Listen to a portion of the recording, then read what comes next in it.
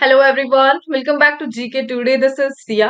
सो basically इस video में हम टॉप 40 बैंकिंग क्वेश्चंस को रिवाइज करने जा रहे हैं जो कि रिलेटेड है विद द करंट अफेयर। सो यहाँ पे जितने भी क्वेश्चंस है ये पार्ट है डेली 20 एमसीक्यू सीरीज का which is available on GK today application only, right. So banking current affairs को हम यहाँ पे डिस्कस कर रहे हैं, स्टार्ट करते हैं। And the first question, which bank becomes the first Indian bank to implement Clarify's NCRP integration solution? So कौन सा बैंक क्लैरिफाई के एनसीआरपी एकीकरण समाधान को लागू करने वाला पहला भारतीय बैंक बना है? And that bank is option number A, Punjab national bank, right. So answer है पंजाब नेशनल बैंक। बेसिकली इन्होंने क्या करा है, क्लैरिफाई का national cyber crime reporting portal solution है, इसे इंप्लीमेंट करा है। इस पोर्टल के थ्रू जितना भी ऑनलाइन फ्रॉड है उसे तुरंत डिटेक्ट किया जा सकता है और इसे इंप्लीमेंट करने वाला पहला बैंक पंजाब नेशनल बैंक है।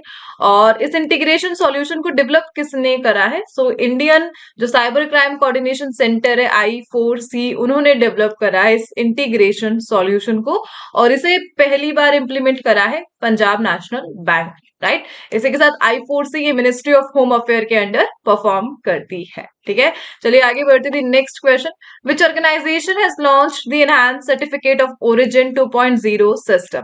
तो किस संगठन ने उन्नत सर्टिफिकेट ऑफ ओरिजिन 2.0 प्रणाली शुरू करी है? So certificate origin ECO 2.0 system इसे रिसेंटली लॉन्च करा है। आंसर है option number C, the DGFT, the directorate general of foreign trade, इन्होंने लॉन्च करा certificate of origin 2.0 system so that जो एक्सपोर्ट सर्टिफिकेशन है और ट्रेड एफिशिएंसी है उसे सिंप्लीफाई और बूस्ट किया जा सके।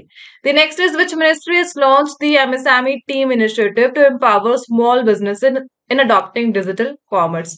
So किस मंत्रालय ने डिजिटल वाणिज्य अपनाने में छोटे व्यवसाय को सशक्त बनाने के लिए MSME टीम पहल शुरू करी है? And that is by ministry of MSME micro small and medium enterprises ministry का इनिशिएटिव है यह MSME टीम इनिशिएटिव को, सो दैट जो स्मॉल बिजनेसेस है उन्हें डिजिटल कॉमर्स को अडॉप्ट करने के लिए बूस्ट किया जा सके, उनकी हेल्प किया जा सके। इसके लिए एक बजट भी आया है।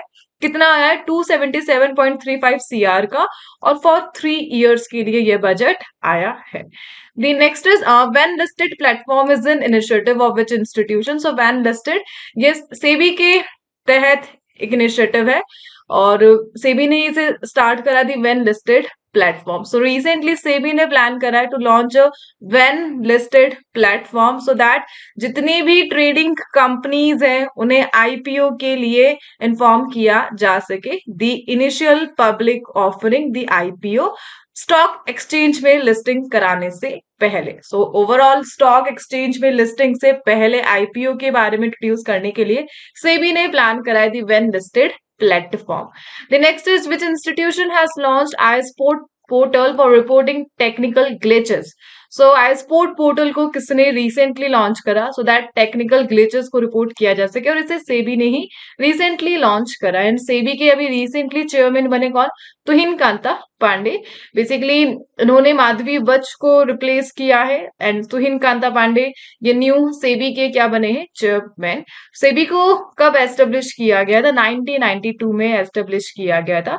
दी SEBI security and exchange board of India, right.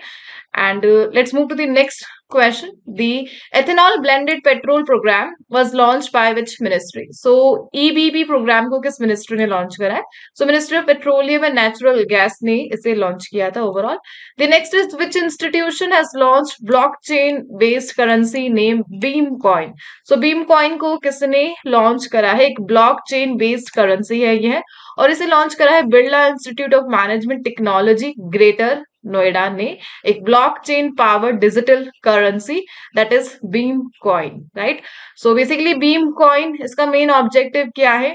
Students को real world fintech experience provide कराना है और ब्लॉकचेन जो लर्निंग है उसे प्रमोट करना है, इसका मेन ऑब्जेक्टिव रहा। The next is, as per the economic survey, what is the estimated economic growth rate in 25-26? और इकोनॉमिक सर्वे के तौर पर जो एस्टिमेटेड इकोनॉमिक ग्रोथ रेट है वो 6.3 से 6.8% तक प्रोजेक्ट की गई है। और किसने करा है इस इकोनॉमिक सर्वे? प्रोजेक्ट ने, right. The next is, National Bank for Financing Infrastructure and Development is regulated and supervised by which institution? So RBI इसे देखता है, the national bank for financing infrastructure and development, right. तो इसके regulating body कौन है? Reserve Bank of India, right. The next question, which company has developed India's first hydrogen compliant transport pipe? So India का पहला जो initiative है hydrogen compliant transport pipe, इसे किस कंपनी ने डेवलप करा है? And that is by Tata steel. So Tata steel का मेजर स्टेप है ये इंडिया के क्लीन एनर्जी ट्रांजिशन प्रोग्राम में, और बेसिकली जो नेशनल हाइड्रोजन मिशन है उसके साथ अलाइन करता है यह प्रोग्राम, राइट। सो हाइड्रोजन जो एनर्जी है उसमें सेल्फ रिलायंस बनना है, इसके लिए इंडिया का गोल है 2047, और उसी में एक स्टेप रखा है किसने? टाटा स्टील ने, और इंडिया का पहला हाइड्रोजन कंप्लायंट ट्रांसपोर्ट पाइप को डेवलप किया। The next is the term Swamiho Investment Fund that was recently seen in news is sponsored by which ministry? So Ministry of Finance इसके जो स्पॉन्सर है वो करता है the Swamiho Investment Fund. Swamiho का full form क्या है? And that is Special Window for Affordable and Mid Income Housing. और इसके लिए फंड 2.0 को अभी रिसेंटली रिलीज किया गया bye the ministry of finance, so that जो रियल एस्टेट प्रोजेक्ट है उनको फाइनेंशियल सपोर्ट प्रोवाइड किया जा सके। यूनियन बजट 25-26 में इसके लिए हाईलाइट हमें देखने को मिली थी। ओवरऑल 15,000 करोड़ का जो बजट था वो अलोकेट किया गया था for the 1 lakh housing unit, और यह है स्वामीहो investment fund 2.0 by the ministry of finance. The next is the extra long staple cotton is mainly grown in which country? So इस कॉटन को mainly China, Egypt, Australia, Peru में उगाया जाता है। The next is, according to recent report, what is India's global ranking in mobile manufacturing? So India stand करता है second number पर after China. So India is now the world's second largest mobile manufacturing country after China. Then third number पे कौन है? Vietnam. Right. The next question is, the NSDC International Academy has been inaugurated in which city recently? और इसका inauguration recently कहाँ पर किया गया? Greater Noida में। The next is, where has India's largest solar cell and module manufacturing unit been inaugurated? और यह तमिलनाडु में रिसेंटली इसका उद्घाटन किया गया था।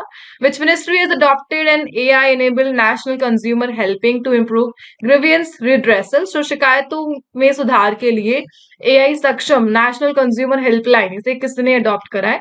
मिनिस्ट्री ऑफ कंज्यूमर अफेयर के द्वारा इसे अडॉप्ट किया गया। The next is, which institution has introduced a new digital platform called Mitra? So Mitra को recently SEBI ने लॉन्च करा एक न्यू डिजिटल प्लेटफॉर्म है। मित्र का फुल फॉर्म क्या है? Mutual fund investment tracing and retrieval assistant, यह इसका फुल फॉर्म है basically. The next is agricultural and processed food products export development authority, यह किस मिनिस्ट्री के अंडर परफॉर्म करती है? वर्क करती है APEDA. So ministry of commerce and industry के तहत एपेडा फंक्शन करती है। इसके लिए जो cabinet minister that is cabinet minister है that is Piyush Goyal. The next question is, which ministry has launched the AI for entrepreneurship micro learning module? और इसे किसने लॉन्च करा है? Ministry of skill development and entrepreneurship ने लॉन्च करा है the AI for entrepreneurship, right? And the next question is, which bank became the first Indian bank to implement compliance for the Digital Personal Data Protection Act 2023? और ऐसा करने वाला पहला bank बना है एक्सिस बैंक, इंडिया का पहला bank जिन्होंने digital personal data protection act के साथ सहयोग करा है और इस प्रकार जो प्राइवेसी है उसे प्रमोट किया है। और इसके लिए इन्होंने किसके साथ पार्टनरशिप करी है? प्रीवी के साथ इन्होंने रिसेंटली पार्टनरशिप करी, सो दैट जो अपने कस्टमर्स है उनकी जो प्राइवेसी है उसका ध्यान रखा जा सके, and it is the initiative by the axis bank. The next is, what was the unemployment rate in urban areas during the third quarter of financial year 25? So financial year 25 में जो unemployment rate बताई गई urban areas में वो क्या रही? Third quarter की यहाँ पे बात की जा रही है, 6.4% एस्टिमेट की गई है। और ये जो डेटा आया है यह latest periodic labour force survey data के थ्रू लॉन्च किया गया। सो PLFS डेटा ये कौन पब्लिश करता है? So NSSO national sample survey office under the ministry of statistics and programme implementation इसे लॉन्च करवाता है। The next is which institution has launched the One Man Office initiative for enhanced digital services? और इसे launch करा है LIC ने, the life insurance corporation. One man office initiative पैब में इन्होंने लॉन्च करा था, जो LIC के एजेंट्स है उनकी एफिशिएंसी को एनहांस करने के लिए एक डिजिटल इनिशिएटिव था by the LIC। And basically LIC का विजन क्या है? Insurance for all by 2047। The next question, what is the name of the committee formed by Insurance Regulatory and Development Authority of India to review the Insurance Act 1938? So Insurance Act 1938 के review करने के लिए एक committee बनाई गई, उसका नाम क्या है? दैट इज दिनेश खारा कमिटी। सो दिनेश खारा कमिटी का मेन ऑब्जेक्टिव क्या है? इंश्योरेंस एक्ट 1938 को रिव्यू करना, और इसे रिसेंटली IRDAI ने फॉर्म किया।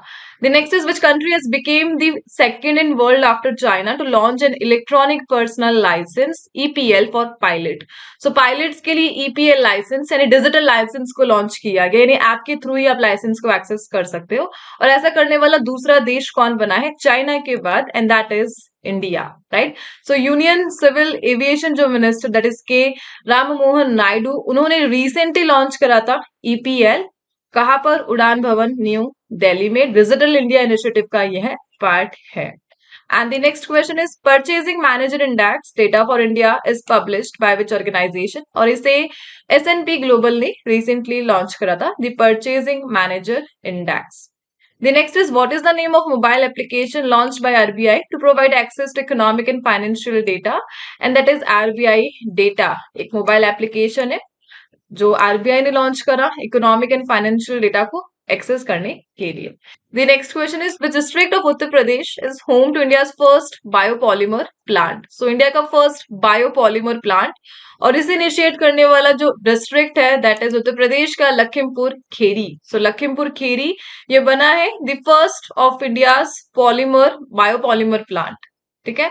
The next is what is the theme of financial literacy week 2025 launch by Reserve Bank of India? So Reserve Bank of India ने FLW को लॉन्च करा, इसकी थीम क्या थी? फाइनेंशियल लिटरेसी विमेन्स प्रॉस्पेरिटी, यह इसकी थीम रखी गई थी। और यह 10th फाइनेंशियल लिटरेसी वीक रहा 2025 के साथ, और थीम रही the financial literacy women's prosperity.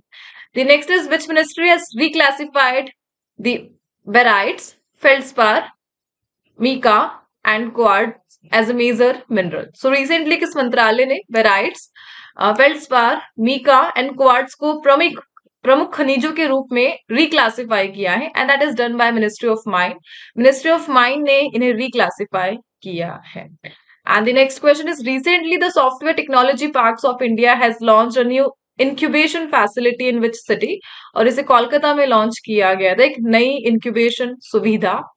The next question is who has been appointed PS second to PM Narendra Modi? So PS second कौन बने? The Principal Secretary second to PM Narendra Modi, and that is Shaktikant Das. So RBI के former governor है, and recently इन्हें PM office में principal secretary second appoint किया गया है, ठीक है। 25th गवर्नर यह रह चुके हैं RBI के। The next is which organization has launched India's first solar sound box for merchants? So Bharat का पहला सोलर साउंड बॉक्स लॉन्च करा है व्यापारियों के लिए, और इसे लॉन्च करा है पेटीएम ने। The next is who has been appointed the chairman of SEBI? That is Tuhin Kanta Pandey. And which company has launched a quantum chip named Ocelot? So quantum chip को launch किया गया ऑसेलॉट को, और इसे launch करा है Amazon ने। Amazon ने क्वांटम कंप्यूटिंग चिप लॉन्च करी है, एंड जिसका नाम है Ocelot. Which ministry has launch the one nation one port process? और इसे लॉन्च करा है ministry of ports, shipping and water वेज ने, सो दैट इंडिया के जो मेजर पोर्ट है उनको स्टैंडर्डाइज किया जा सके। The next is which institution has released the quarterly house price index HPI? इसे लॉन्च करा है RBI ने।